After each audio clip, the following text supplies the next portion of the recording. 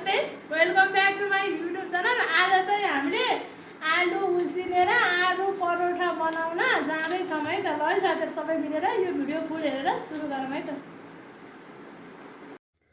ल आउनुहोस् साथीहरू, आलु परोठा बनाउनलाई चाहिँ यसरी पिठो लियौँ हैन। यसरी पिठो लिएपछि आफूलाई कति आवश्यक पर्छ त्यो अनुसार लिनु होला कि।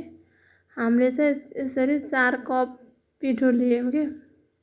यसरी पिठो लिइसकेपछि हामीले स्वाद मिठो होस् भनेर थोरै नुन पनि राख्यौँ कि।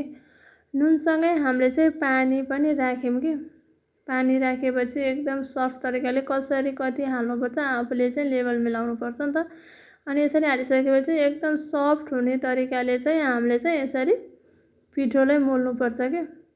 यति सफ्ट हुने तरिकाले यसरी मोल्नुपर्छ कि यति नमुलायम होस् पिठो, अहिले रोटी बनाउनलाई एकदम सजिलो होस् भनेर। हेर्नु न, यति सफ्ट हाम्रो चाहिँ पिठो रेडी भयो कि। यसरी मस्त यसलाई सेट गर्नलाई चाहिँ फेरि हामीले एकैछिन यसलाई हेर्नु त एक साइडमा राख्नुपर्छ कि। यति मुलायम सफ्ट पनि भयो नि त हाम्रो चाहिँ। त्यसपछि हामीले चाहिँ अर्को बाटोमा राख्यौँ कि। आलु उसिनेर लियौँ। अनि हजुरहरूलाई कति चाहिन्छ आलु पनि त्यही अनुसार लिन सक्नुहुन्छ कि। कसैलाई सुगर छ भने थोरै पनि राख्न सक्नुहुन्छ। अनि आलुलाई चाहिँ यसरी हामीले चाहिँ मसिनो बनाउने हो नि त, काँटा चम्चाको सहायताबाट पनि गर्न सक्नुहुन्छ। यस्तै आलु छिल्ने आलु किच्ने छ भने यसरी आलु किच्नेले पनि गर्न सक्नुहुन्छ कि।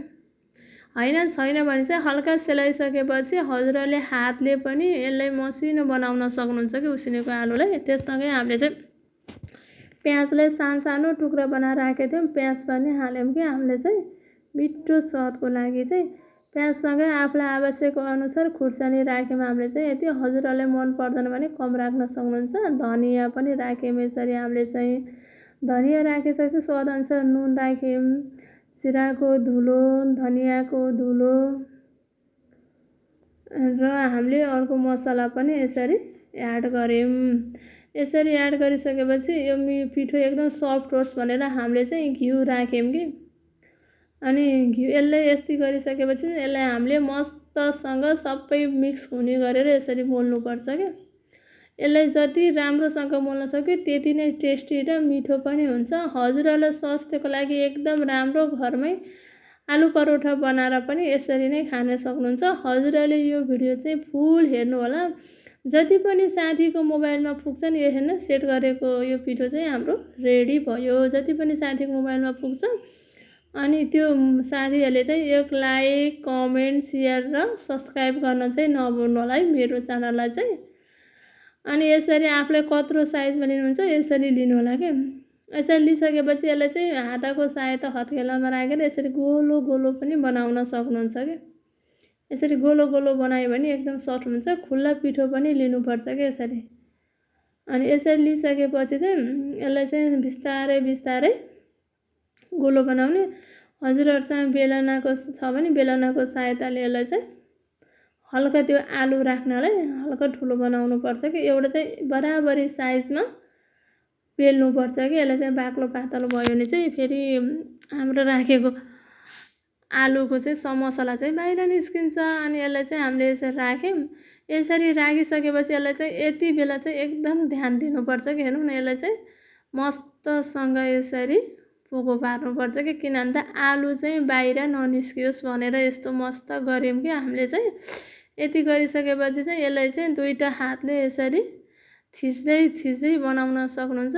यस्तो आलु पकौडा बनाउनको लागि चाहिँ हजुरहरूले बेलना प्रयोग गर्नु चाहिँ पर्दैन कि, हातबाटै यसरी गर्न सक्नुहुन्छ। अनि मैले यता हतार हतार भाँडो बसारिसकेपछि यसरी हालेर मैले फर्काइ पनि सकेँ नि। हेर्नु न, फर्काइसकेपछि यसलाई चाहिँ हल्का तेल घिउ दल्दै गर्नुपर्छ कि। अब घिउ छ भने घिउ छैन भने तेल बटर पनि राख्न सक्नुहुन्छ। हामीले चाहिँ घिउ नै लगायौँ कि मिठो हुन्छ आफ्नो घरमा खानालाई भनेर।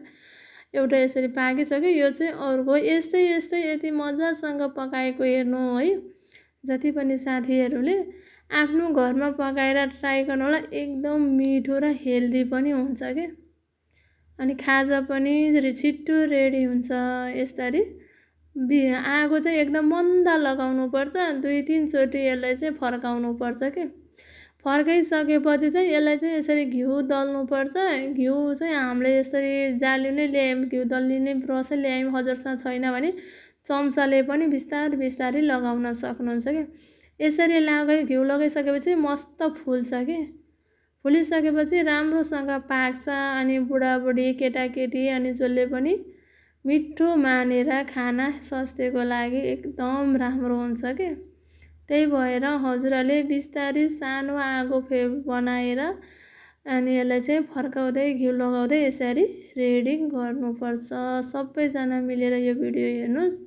हेरिसकेपछि हजुरहरूले आफ्नो घरमा पनि बनाएर ट्राई गर्नुहोला अनि खानुहोला है साथीहरू। हेर्नु न कस्तो मजाले फुल्यो कि। अनि यस्तै यस्तै गरेर चाहिँ हामीले आजको खाजा धेरै नै बनायौँ कि। हेर्नु हाम्रो चाहिँ पकौडा रेडी भयो। ल है त साथीहरू, यो भिडियो जति पनि साथीको मोबाइलमा पुग्छ नि एक सेयर एक सब्सक्राइब गर्न चाहिँ नभुल्नु होला है साथीहरू। मिठो आजको खाजा चाहिँ हाम्रो आलु परोठा रेडी भयो। हेर्नुहोस् त यति सफ्ट छ नि यो आलु परोठा। घरमा बनाएको नि होटेलको भन्दा कम छैन कि। हेर्नु न आजको खाजा मैले चाहिँ यसरी मिठो मानेर आफैले बनाएर यसरी खायो। ल है त साथीहरू, by by. Thank you so much मेरो भिडियो सबैजनाले हेरिदिनु होला। By by.